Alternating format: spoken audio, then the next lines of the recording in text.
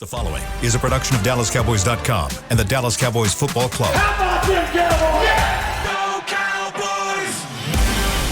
This is the Players Lounge, broadcasting live from Dallas Cowboys World Headquarters at the Star. Now, your hosts, Barry Church, Danny McCray, Heckma Harrison, and Newey Scruggs. Hello and welcome to the Players Lounge, sponsored by Tostitos, the official chip and dip of the Dallas Cowboys. You're now rocking with the best. I'm Heckma Harrison. And at the desk, as always, former safeties for the Dallas Cowboys, Danny McCray and Barry Church. And you know what? I always start these shows off the same way. I get in, I check on y'all mentals. Mm-hmm. But I'm going to check on my own mentals. How your mentals doing? I'm going to check on me, okay?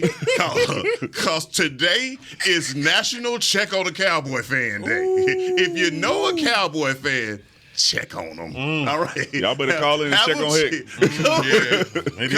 Come get me. Send them a tweet or something. Let them know you support them, okay? Come get me.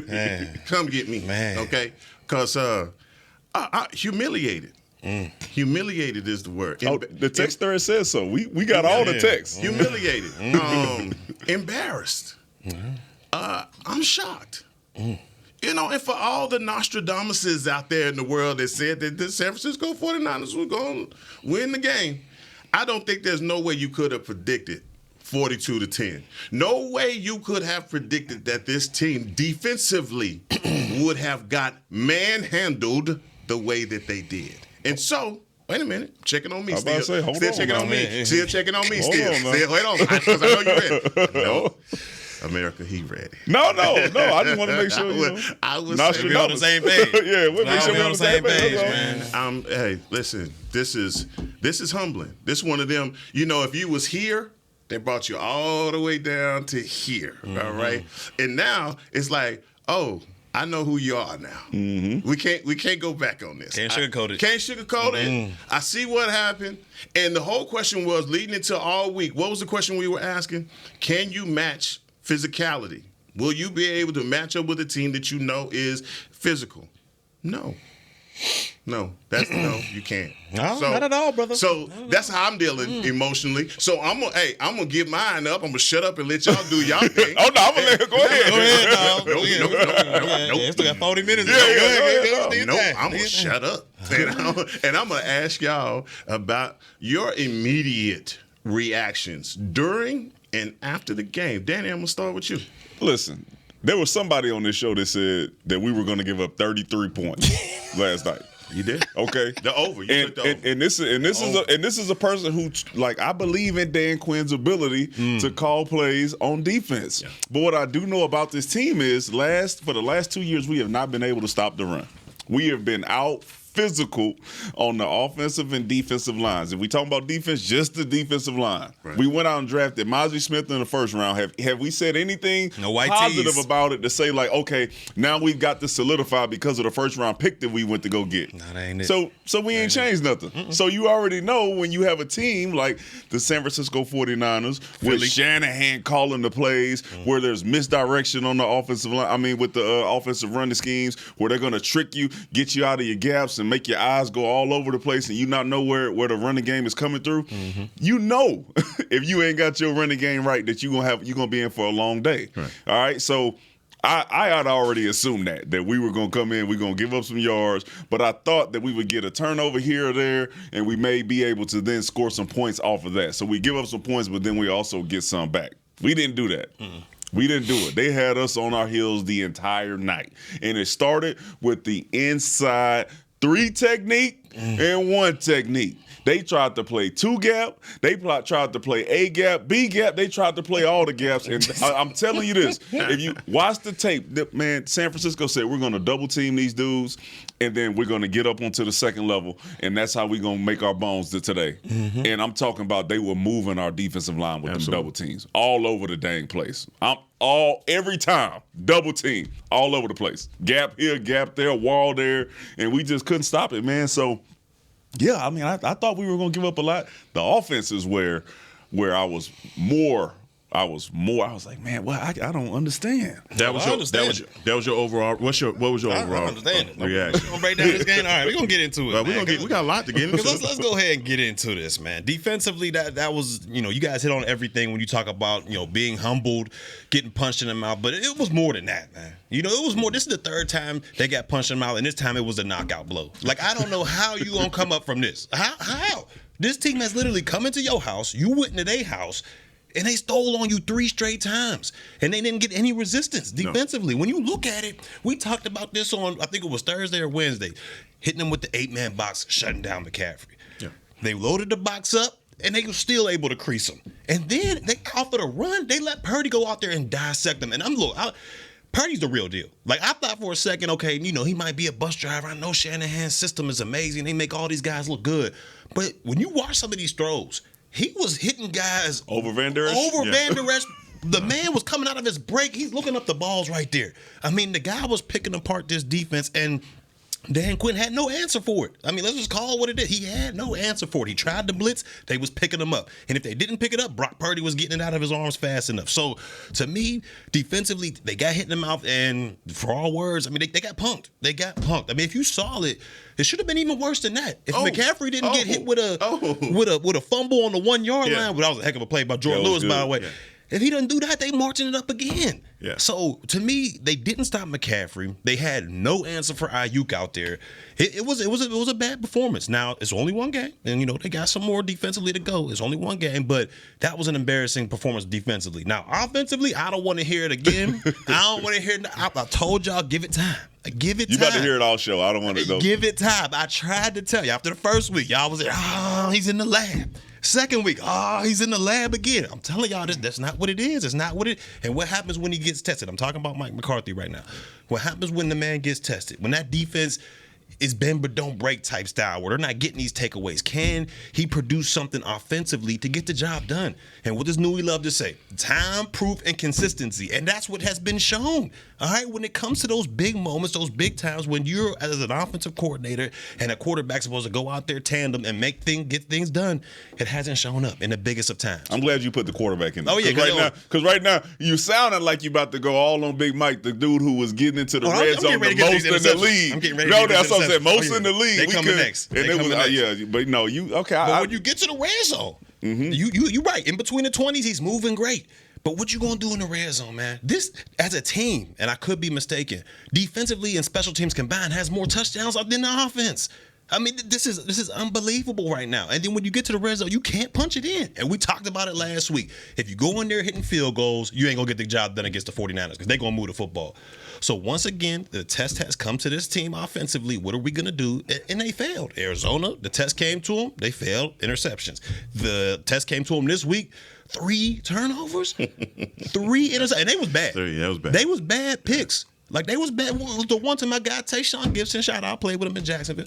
Right up Dallas' own. Right over. Like, he was the receiver. Those were bad interceptions, and it comes down to decision making, and that's where, in my opinion, at least, he hasn't grown yet. Like, he hasn't grown in that decision-making process. You can't compound decisions out there. If you about to get sacked, just take the sack or throw it away. We've been talking about this for 2-3 years now. I mean, the growth has got to be there. They kicked out the one guy who they thought it was his problem. They thought, oh, man, he's the reason that's holding his offense back. Hey, you know who I'm talking about, my boy out west. They kicked him out of the lineup, said, you know what, he was the issue. What's the problem now? Speaking of who's in his bag, Barry Church is coming here. he in his bag. You think he right today? No, he does. He right. Y'all just say I don't agree. No. Y'all just let me say this, because we got to give credit where credit is due. If you love football, what Kyle Shanahan put on yesterday, display. That was beautiful football. Oh, and their defense. Both sides, but I'm saying as far as offensively, we watched enough tape on Brock Purdy to see that he was in the shotgun a lot of the season, a lot of the first couple of games. Man, he went under the center. They went I formation, boy, and that looked like Raffman and Craig back in the day. I mean, Juszczyk and McCaffrey is not a in between the tackles, run up in there. But they, even with those 59 yards that he had, it was a lot of we gonna gonna play smash mouth football. And even though the number one thing, hey, can we get stop the run? We're gonna load up to stop the run. They still were productive in the run. Okay, just the numbers don't lie. 25 first downs to 8 first downs. All right, let's just go to the overall 421 yards total. 251 yards passing. What's that time of possession talking about? 170 yards rushing. Time of possession, 37 minutes. They beat him at their own game. That's what it was. And I'm telling you, like, Shanahan called off the dogs. He called off the dogs because this one really could have gotten ugly. Just the physical brand that they played with, that really was the. It wasn't shocking to me. It was shocking that the Cowboys couldn't match it. I'm seeing my defensive line up front. You guys seeing the same thing? These guys are 10 yards off the ball. Double teams, man. Whatever. And here's the other thing for me was on first down, them running on first down. Dog, they picking up 5 yards on first down. And now at one time did Dan Quinn sell out to stop the run on first downs? What he never made an adjustment period to what Shanahan was serving him. So I'm asking y'all after y'all looked at it, and it was a lot of bad tape to look at on both sides. But was there anything that you put your finger on and said, "Oh, they'll never win if they continue to do that"? Yeah, if you don't stop the run. They literally watched the tape over the last 2 years, and they said, this is what we're going to do to everything that Dan Quinn does. We talked about it earlier in the season when they're saying, hey, man, when you run these stunts, okay, when you're spiking into the B gap, spiking into the A gap, if guys are not resetting the line of scrimmage and they just throwing their shoulder in there and getting washed down, it's making it almost impossible for these linebackers to play fast because they running into defensive linemen now at this point. Yep. And if you turn on the tape, you'll see it over and over again. Spike down, and then you run it into 33, you run it into 55, and they can't get over the top, and that's a 5 or 6 yard, and then a 20-yard, whatever. If you don't get your defensive linemen, your 2 interior defensive linemen to figure out how to hold point on the double team, you're not going to win. Well, not against the teams that know how to run the football. Well, let me ask a better question then. Was Dan Quinn's scheme exposed in any way then? No, it's the same weakness that we've had. I don't think the scheme was exposed. I think we haven't really shored up the weaknesses that we've had over the last 2 seasons. Like I said, they thought they did it when – another year in the scheme with the defensive line that you already have, plus you go get a first rounder in Mozzie Smith and you say, okay, this is what we're going to do to make sure we shore this up. But he ain't showed up. I watched him again. Ain't showed nothing positive about what he did last night. I saw a lot of negatives on the defensive line, and he was a part of it. So, yeah, the scheme is always going to be exposed if you don't figure out how to stop what the other team does best, and that's the run. Yeah, and I'm gonna tell you, they had a plan for Parsons. They had a plan out there for sure. I mean, you see some of them runs where they were kind of letting him get through to make seem like he got penetration, and then all of a sudden you see him a wham block come and just knock him down. Like it was a wild plan in there. But I want to talk about offensively. When y'all looked at it, to y'all opinion, was Dak holding the ball too long on a lot of those sacks, or was this just the offensive line just getting whooped up front? Nah, the receivers wasn't open. So the receiver, he I don't know if it's just elementary type of route concepts that were getting run out there, or if San Francisco is just that good in knowing route concepts and taking stuff away. But they were taking everything away. Yeah. But we were running a lot of 3-step slant, Texas Coast offense, 3-step slant out routes where it wasn't really confusing. And the thing that I have not been able to figure this out with Kellen or with Mike McCarthy of okay, you got Amari Cooper, can't figure out a way to get the man the ball. For some reason, right? Brandon Cooks has been a 1,000-yard receiver on every team that he's played with. That's facts. He comes here, we can't figure out how to get him the ball. Okay. CeeDee Lamb's our number 1 receiver, right? Justin Jefferson's the number 1 receiver. Devontae Adams, Tyreek Hill, all these guys are number 1 receivers. Do you find a way to get them the ball? Yeah. So I don't want to hear, okay, he's double teamed, we got to look away. No, you got to find a way to get creative to get this man the ball. Yeah. Okay. And we have, and that's Kellen Moore and Mike McCarthy have not been able to do. True. They ain't been able to do it. So if I'm a free agent wide receiver right now, and I got an opportunity to go to Dallas, right, because I want to get a 1-year deal and prove it, I'm not coming here. Why would I come here? They shipping guys out. They shipped Amari Cooper out after trading for him. You brought Brandon Cooks here, give up whatever you gave up for him. Now he's here. You can't get CeeDee him Lamb right. trying to get paid. You can't. Body language. It don't I make seen like that. it like that is perplexing to me that we can't figure out a way to get these type of playmakers the ball. And we're gonna talk about that body language too, because it's a lot coming that needs to be talked about. But I really think you're hitting on something offensively that I just think the average person watching the football, they don't care about 12, 11, 24. They don't care to understand it. You could say it all you want to, but are you completing the passes? Are you getting it done? Is your offense looking efficient? It ain't looking efficient. It's something you've been talking about from the beginning is the offensive line that finally played together after 2 years, but they finally got back together and it looked like a little bit more of the same. That's a stupid stat too, by the way. Because dudes wasn't even here. Right. So they were saying this shit all day. Dak Prescott, according to the stats, sacked 3 times, pressure 13. For any quarterback, for real, I mean, and he is taking the brunt of the criticism today. You get hit like that, and I'm hoping y'all go where y'all need to go with this, but you're getting hit like this as a quarterback. Do you have any other quarterbacks around the league that say, hey, this guy get hit just like that, and look at how he performed? Joe Burrow. I walked him right into Joe Burrow. I walked him right into. C.J. Stroud out of Houston. Yeah. He getting demolished too, and he getting the job done. But the difference is, you don't got to put up these crazy godly numbers. Just don't turn the ball over. Like that's what it comes down to. I mean, we love to see him put up these, great numbers, have 300 some yards, 3 touchdowns, all that good stuff. But with a defense that it took a hit last night, but I still believe they're a top 10 defense. With a team like that, you got to be able to take care of the football just to give your team a chance. And dispel this, okay? You watched it. You saw it last night. Them interceptions did not come under pressure. No. So pressure 50. He stepped back, 3-step drop on that long. They lined up in 12 personnel, max protect. CeeDee Lamb ran an out, and Cooks ran a go, or was a gap, whoever it was, and he threw it directly to the. I'm talking about he caught it over his shoulder. Yeah, it was meant for him. You remember how we used to do cards back in the day? How in cars when you talk about the scout room and all that, you were out there, you're going against the scout offense. They would huddle up the scout offense. You would have a card up there, and everybody would see what the route is. They would see what the play actually is. Man, it looked like they knew everything. I mean, no separation at all. And Gallup's starting to worry me a little bit. When we talk about Michael Gallup, he's starting to worry me. There's just no separation there.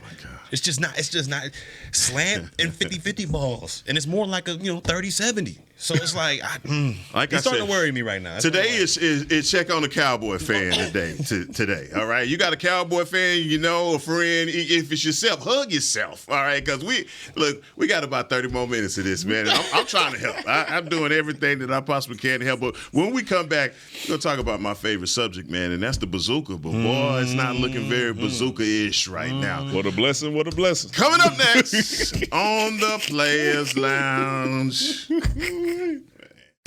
I'm Dak Prescott, quarterback of the Dallas Cowboys. And they snap it to Prescott, who looks right. It's not there. He escapes left. He'll run for a first down. Just like football, when it comes to crypto, it's important to have a team you can trust. With blockchain.com, I know I'm in good hands. Since 2011, they've been trusted by millions around the world to buy, sell, and trade cryptocurrency. Prescott's going to run this himself. Run it up the middle, and he scores. Whether you're new to crypto or an active trader, they've got you covered. What are you waiting for? Get started at blockchain.com. Hi, I'm Danny McCray, Dallas Cowboys alumni player here with Smoothie King. And Smoothie King wants to ask you, what's that sound? That's the sound of you and everyone else absolutely loving new smoothie bowls from Smoothie King. And woo, me too. These smoothie bowls start with acai and pitaya and are handcrafted with fresh toppings like sliced bananas, sweet berries, crunchy Purely Elizabeth granola, and a savory peanut butter drizzle. New smoothie bowls, only at Smoothie King, the official smoothie of the Dallas Cowboys. To kick off the 2023 NFL season, Hugo Boss teamed up with the NFL and Micah Parsons to launch an iconic apparel collection featuring hoodies, crews, t-shirts, polos, joggers, and more. The bold, unique apparel of the Boss NFL collection unites football and fashion while reflecting what it truly means to be a boss. Get yours today at nflshop.com/HugoBoss, at HugoBoss.com, and at Boss Retail Stores. #Be your own boss. We got big personalities. We got big hair, big belt buckles. We got fans all across this big state and enemies in every other one. We even got a big star on the 50-yard line. Smirnoff knows football is a we thing, an experience that is best enjoyed together. With good drinks and good folks home or away, we rally together. We cry together, and we always rally cry together because, most of all, we got big love for them boys. Smirnoff, we do game days. Please drink responsibly. Back to the Players Lounge. Check out the latest and greatest addition to tours at AT&T Stadium and at the Star in Frisco. Meet Jerry Jones, an interactive experience. Get a peek behind the curtain and into the fascinating life of Jerry Jones with a focus on innovative fan experience in partnership with AT&T. This interactive technology gives tourgoers the opportunity to ask Mr. Jones a variety of questions. For more information and to book your tour, visit DallasCowboys.com/tours. Back here at the Taj Mahal of football in Frisco, the Star, home of the Dallas Cowboys. It's a hard Monday to be dealing with these two. And they got nothing but facts and stats, man. Who'd you pick to win and what was the score? I picked the Dallas Cowboys to win, and I hate it when you ask me rhetorical questions because you've been asking me the same question. You walked me into the Joe Burrow question. Why does he keep asking me? I want to know. 17-10. You said 10 points because we all laughed at you when you said they was going to hold them to 10, and you was like, watch. They had 10. And I said the chat was going to be bumping, too. I used the word bludgeon. That was the word I used. Bludgeon. I used the word bludgeon. He said 10. 10. I said, and you know what? Time-proof and consistency. Let me go. Hey, I gotta do it. You gotta hit it with the Deweyism. Watch this, because we talked about this too. This is a side note. Competition that the Cowboys have played and why you should not be fooled based on the New York Giants, the New York Jets, and the New England Patriots, who got shut out by the Saints, by the way. Man, that was ugly. Right? So all of a sudden your defensive performance doesn't look as good as if when this team is just that team. They going out there and get shut out, repeatedly, and they look like garbage. It's just there is no way you could have told me that the San Francisco 49ers was going to put up 42 points on this defense. Just no way.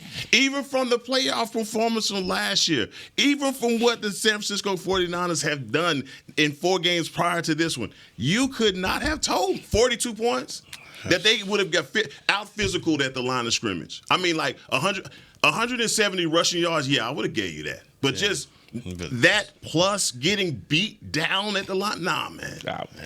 I can't. I'm not on your side with that one. No, I understand. No, I wasn't expecting you to. And the thing, no, seriously, I understand because as I'm sitting back here watching this, I'm like, I've been fooled. I've been hoodwinked, bamboozled.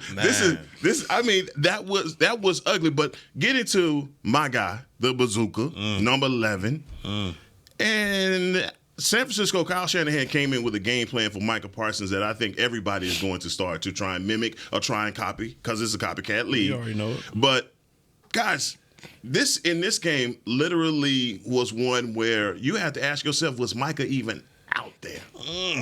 It was a little, like you just said, man, Kyle Shanahan, it was a masterpiece. It was virtuoso, whatever you want to call it, because he saw what basically we was talking about earlier in the week with the stunts and getting early penetration from his defensive line. That's how they eat when they going after the pass and when they're going after the quarterback. That's how they eat. They penetrate fast and they get in there.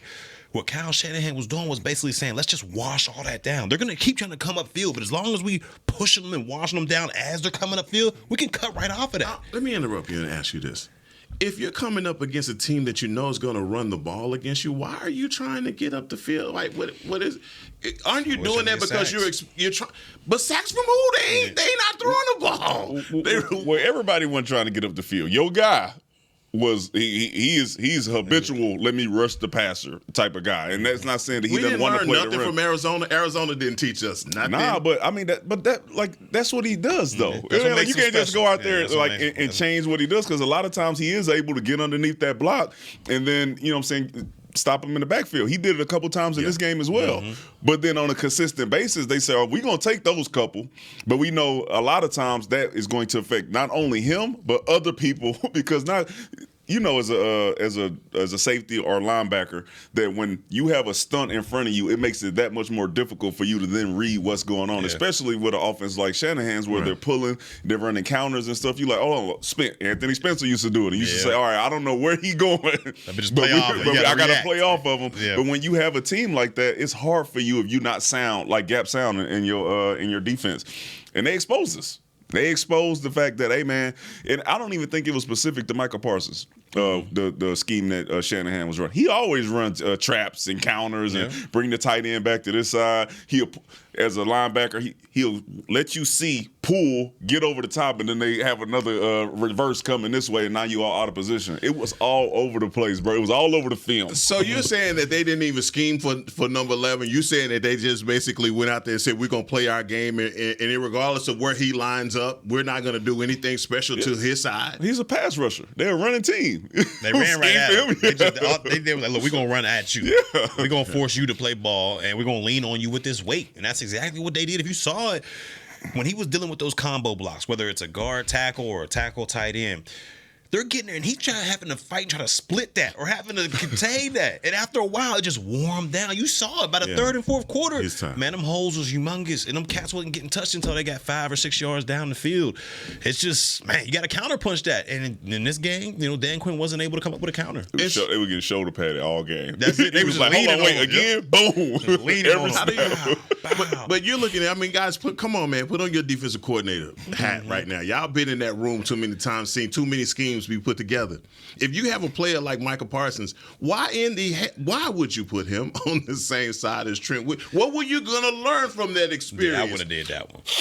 I wouldn't have did. That's just, they're going to wash each other out at best. So we got to be weaker matchups. Yeah, listen, they tried. Like, you even saw D-Law go over there. Yeah. Like, he was trying to follow Kittle, and they were trying to, maximize whatever advantage they thought they had on certain players. We just didn't have an advantage. Trent Williams is the best left tackle in the National Football League and has been that way for the last few years. Yeah, all right? Yeah. So no matter who you put over there, he's likely going. But they didn't even use Micah that way, bro. He was there. He would bump Micah off of the double team, and they would run Mozzie or Hankins, whoever it was, off the line of scrimmage, and then they would just run right around there with Dono, whoever the safety was, and it would just be open every time. And like I said, it wasn't specific to Micah. They said, man, we're gonna double team these two, and we're gonna run off of that traps and misdirection. I got three guys that I want to ask y'all about. Just, you tell me what you thought about that, man. Marquise Bell, number 14, J-Ron Curse, okay, and Donovan Wilson. Those three. Safety? No, I'm 14 Bell, man, the young guy. He was put in a tough spot. You talking about moving from safety to linebacker against arguably the best run scheme there is in the National Football League. It's tough. It's tough because when you look at it, the only guy that I've ever seen kind of master that running scheme and kind of know how to prevent it was Sean Lee. And he was one of the, he had one of the best IQs when it comes to football that I've seen. So when you ask a young player to do just that, be able to go down on that second level and diagnose all those pulling guards and all that eye candy to try to distract you, it's going to be tough. And every time they seen him in the game, they ran straight at 14. They circled him. Like, it was just, which, that's what that killer instinct does in the coach. He said, look, this is how we going to gash him? We're going to go straight at him. So that was just another coaching, mistake, I believe, when it came to Dan Quinn. Like, if you saw he was getting put out the gym, you got to get some beef in there or something to clog up those lanes. But, man. J-Ron Curse. Hey, you got that one. You got that one. This was probably his worst performance that I've seen. Starting with the Kelvin Joseph penalty, where you line up all sides. How does Boss Man catch it straight? I'm just because it was literally the same formation. Yeah. That was third down, right? That was a huge third down. Huge third down. Got a first down. Then I almost got a taunting penalty if it wasn't for Dono. Yeah, right. That was a bad penalty too. He was out of position a lot. Yeah. He was out of position a lot. It was very unlike what I've seen out of J-Ron Kearse. So it was very confusing to see him make those penalties and those errors because he's a leader on the defense. Had the green dot on his helmet. Hyping him up pregame. He was hyping him so up, getting him ready. You're a little confused on what was happening there. This dude, man. Let's go. This guy, hey, he is. I swear to God, man. He is. Bottom line, he didn't play well. Did you say Dono too? Yeah. Yes. Because listen, he is an enforcer. He finds himself out of position a lot, and Kittle gave him everything he wanted on that touchdown. That boy, he didn't. Usually when that happens, it's like he's looking in the backfield. He wasn't looking in the backfield. He had his eyes on Kittle the whole time. Went for the 7. He came back on the post wide open. Like I said, in the run game, he's coming down, and usually he's lined up to where the X receiver is, where he know he's going to get cracked because San Francisco, they like to run those tight formations. And it's like, okay, it's coming. Somebody coming. And literally, after the ball snap, he acted like he had no idea that receiver was right there and get washed all the way down into Damone Clark, into Leighton Vander Esch, and wrecks the whole defense. Yeah. Wrecks the whole thing. It happens repeatedly, and it's been happening for weeks since he's been back. Opened up a huge hole. Bro, I'm like, bro, you gotta know. You lined up right there. All right, the deep route ain't yours. Play with your hands, set the edge right there. That way, you know what I'm saying, you don't have that big old gap. So, man, the hooker had some plays too. No, it's a rough outing. No, it's a lot of blame to go around. But before we go, I have to get you guys' thoughts on number 88. CD Lamb. It's beginning to bubble with him and the frustration, the balls that he's not getting, the offense. You guys have seen some different things. You've seen the wide receivers not get open. He was double teamed for a lot of the game. They eliminated him on a lot of routes, but just that you guys in a dogfight, and here you have what is supposed to be your number one wide receiver on the sideline being a malcontent. What's your thought on that? I mean, the guy's he's frustrated. I mean, and you can see it. I mean, even on the routes, when he's just not getting the ball and he feels like he's open, here comes the body language again. And that's what we talked about the last couple of years when it comes to CD. Amazing talent. And he has taken that number one receiver role, and he's kind of ran with it. I mean, before this game, he was doing his thing a little bit, but you just see the frustration building up in it. And from what we've seen on tape and from, the sidelines, when he was in the game, he was standing about 10, 15 yards away from the rest of the squad. Now, I don't want to look too much into it, but when you look at it, you don't have to look into it. It's telling you everything you want to know, like, BC. What you doing? Like, what's going on? You're supposed to be one of the leaders on this team, and when things aren't going your way, this is how you react to it. Right. That's not what you want to see out of your number one receiver, but he's frustrated. He's not getting the ball, and I don't even think that game did he even get a lot of opportunities to try to get the ball. I mean, it's tough. Consistently, since Amari Cooper's been here, they found a way to throw away from the number one wide receiver. They allowed the opposing team's defense to take away their number one consistently. And sometimes it's not even a true double team. They run in zone, and the linebacker may be underneath. It's not even a true, hey, we are really going to focus on taking CeeDee Lamb away. It's because, one, they know the route concepts. Mm-hmm. Two, they know how quickly you then are going to get off of your number one look. Yeah. I.e., look at Jamar Chase last week. What did he say? I'm always effing over. I'm always over. How many touchdowns he had this week? I think 3. If CeeDee Lamb don't get those type of targets this week, we have a true problem. Because across the league, everybody is able to get their number one receiver the ball. And not just on bubble screens. I'm talking about they draw up stuff, especially when you have multiple weapons. You have CeeDee Lamb, Gallup, and Cooks. You got to find a way to get those guys open. It's crazy because CeeDee Lamb wasn't in the game on that Turpin play. Right. I think that was his route. Yeah, I think that was his play. He wasn't in the game. It was Turpin, Gallup, and Cooks, I believe. Mm-hmm. Turpin motions across to be the number 2 in the bunch and runs that route, which is the slot route. Yep. And CeeDee's not in the game. So I'm assuming that was his route. And, maybe he might be salty about that. Y'all gonna call this when I'm out. But we had the conversation, though. We said, okay, CeeDee Lamb, over under 1,300 yards, over under this many catches. At this rate, I seen a tweet. They said a lot of these guys are on pace for the worst year that they've had statistically in their careers. Yeah. And this is what happened when you come here and play. Because Dak, I don't know what's you wilding, bro. So Today is National Check on the Dallas Cowboy Fan Day.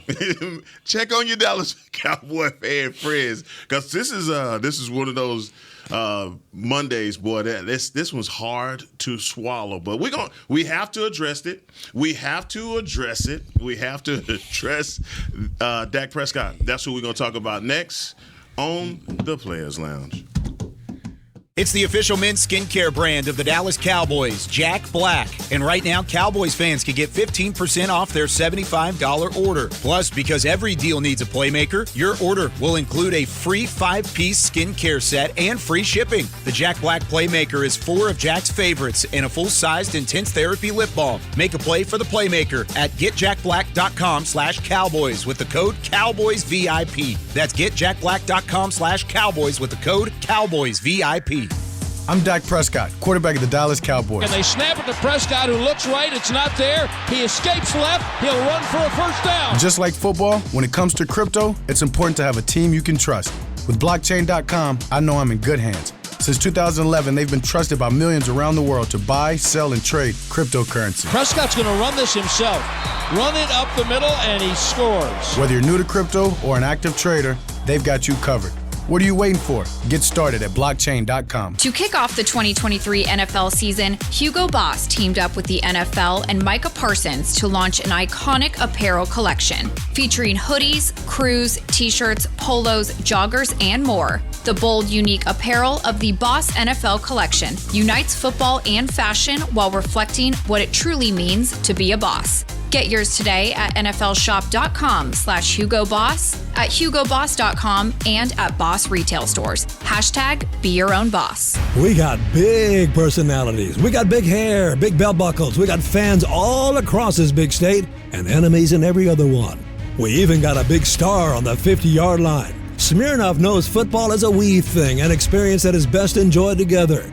With good drinks and good folks home or away, we rally together. We cry together, and we always rally cry together because, most of all, we got big love for them boys. Smirnoff, we do game days. Please drink responsibly.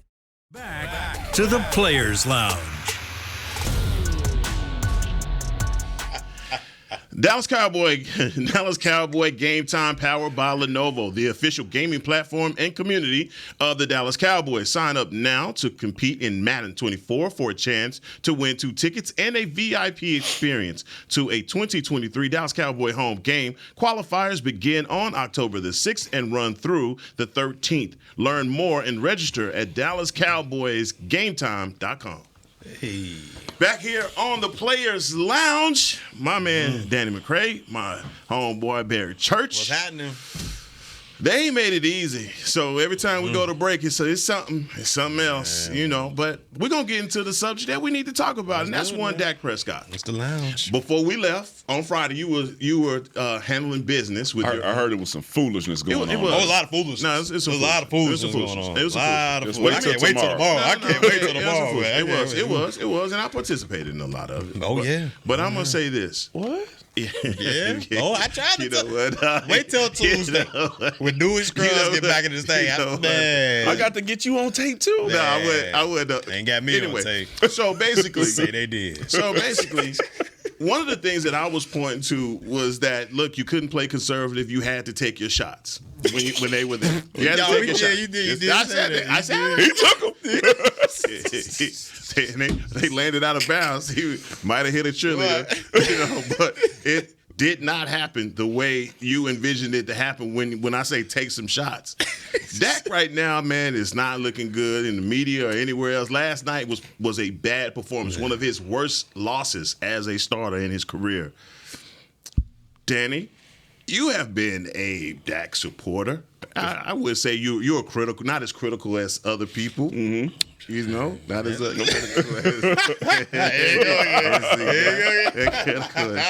some other people. But for you, when you look at Dak's performance last night, man, what did you come away with it? And in the long run, are you saying, man, is he the guy for you to have a couple, 10, 15 more million 50, 55 at least added on to his salary for the future? No, I think it's two things. And I'll say this.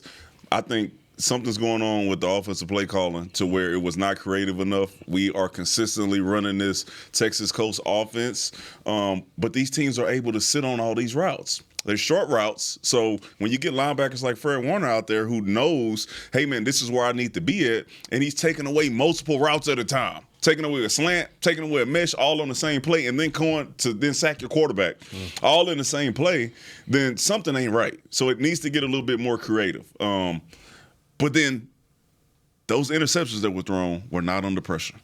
Okay, those are just bad decisions. Down 18, 1st and 10, you max protect and throw the ball up to the San Francisco 49er defender for an interception. All right? Can't happen. Can't happen. On these other, hey, listen, if it's a guy there, all right, you've been in the league long enough and you know, hey, I know if I run a double slant, a lot of times the defender is going to fall off until that second. Yeah.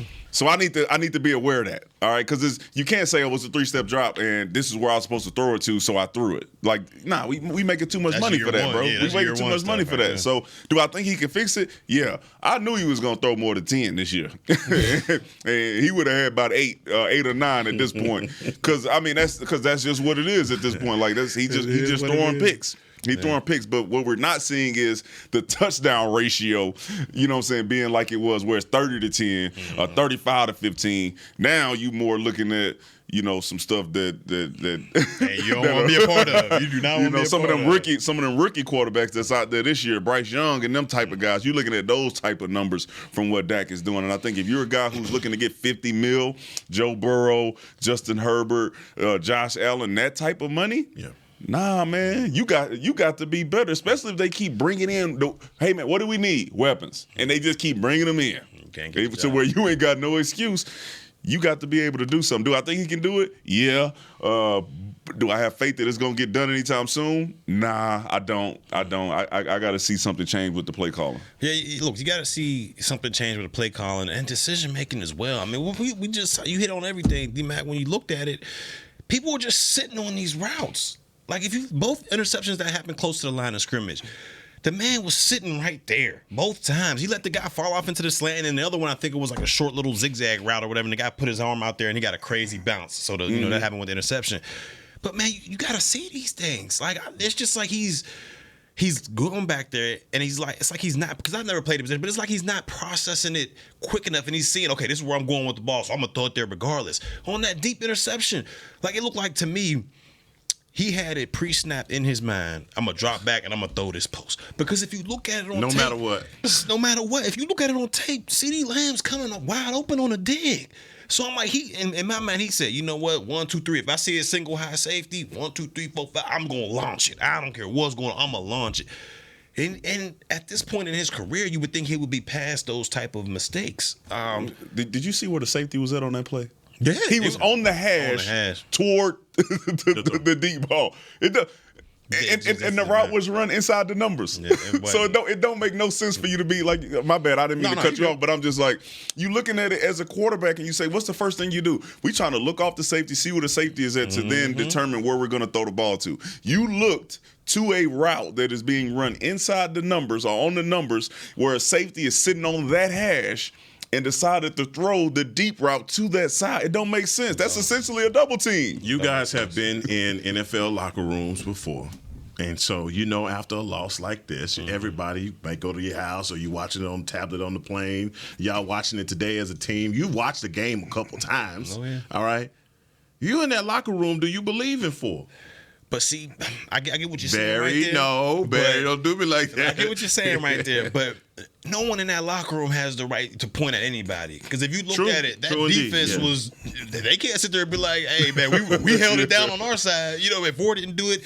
No, everybody out there deserves a big lion's share of this. Defensively, they got punked and pushed and punched in the mouth and didn't respond. Offensively, they got manhandled in the trenches and out-coached when it comes to playing and scheme-wise. So – I mean, when you're in that locker room, everybody just kind of got to look at the mirror and point at themselves. Like, man, how can I get better? How can I, make this team to be where I think they should be? But yeah, the Lions got to go on for them. You also got to look at this game and say, at this point of the season, San Francisco's a better team than us. Yeah. And it's not even close. Their defense is better than ours. Their offense is better than ours.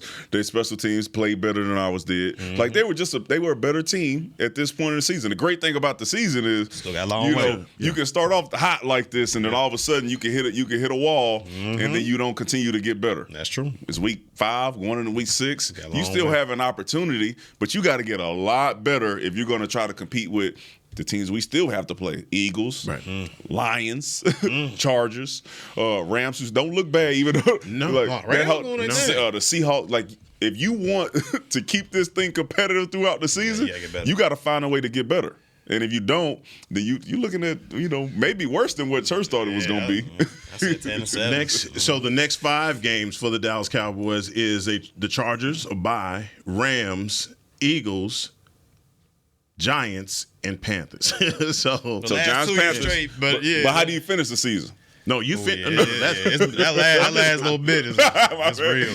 Because let me just deal with this next 5, please. I don't even. Those next 3 is gonna be real. Those next 3, yeah, they're gonna be real, man. They're gonna be real. And I think, man, if you're Dak Prescott, there's some soul searching that you got to do, because he had, man, that first quarter for the offense was horrible. That was bad. That was horrible. Did not have a first down. Believe they didn't have a first down to the second quarter. Period. That was as inept. They couldn't get it done. And the questions about Dak now going into this $60 million against the cap next season, do you pay him more to take that pressure off of the cap? There's so many questions surrounding him. We left here asking the question about, is this a money game for Dak? And if this was a money game for Dak, then he lost some money. I'll tell you what, the rumblings will start real soon about that move that was made earlier this year. We talked about this. NBC, or who does Sunday Night Football? Chris Collinsworth. Man, they messy. You see how they kept cutting? They kept 15? showing them. They kept showing 15. I'm like, man. But that's what happens, right? When you make a move like that and you say, okay, now you got the opportunity to shut the noise up, right? Even though as crazy as it sounds about that being the reason why, if you go out there and you continue to play, hey, man, if you end up with more interceptions than you end up with touchdowns, I'm just telling you. Yeah, statistically, he is probably looking at one of his worst years as a professional if it stays on this current trend. Now, we've been on Mike McCarthy, we've been on Dak, but like you said, a lot of the blame has to go around, because defensively, I think you got exposed a little bit. I think your scheme got exposed. I think some players up front got exposed. It's a lot of bad tape that's going to come from this, but, man, there's only one way to go but up. That going from there. Ain't no other way to go but up. Because can it get any worse than this? You just got beat by 32 points. Can it get worse? Did you see the Denver Broncos and the Miami Dolphins? Absolutely. Be careful now. You said they took their foot off the gas. Can it get worse? We playing some really good teams coming up. Get your stuff together, Dallas Cowboys, or it might. There you could go. There ain't only one way to go, heck. You hope so. I hope so. Like I said, today is National Check on the Dallas Cowboy Fan Day. And if you know somebody that's a Dallas Cowboy fan, make sure you check on them. Man, this was good. Good. I feel a little bit better. I've been down in the dumps. Y'all ice cold on this text chain, man, during the game, man. I'm going to have to cut these brothers off, man. It's not good for my mentals, man. It's not. It's not fair. But tomorrow, we'll be able to form Voltron. Nui will be back. He's on the plane. A lot of questions to ask. Nui was down on the sideline, so you know, Nui's going to give us a blow by blow of everything that was happening. He said he had an opportunity to talk to Rodney Harrison too. So a lot of questions to get asked. Man, put your pinky fingers in there, man. We did what we did. We'll be back. It's the Players Lounge. This man is out of pocket today, man. This has been a production of DallasCowboys.com and the Dallas Cowboys Football Club. How about this, Cowboys? Yeah!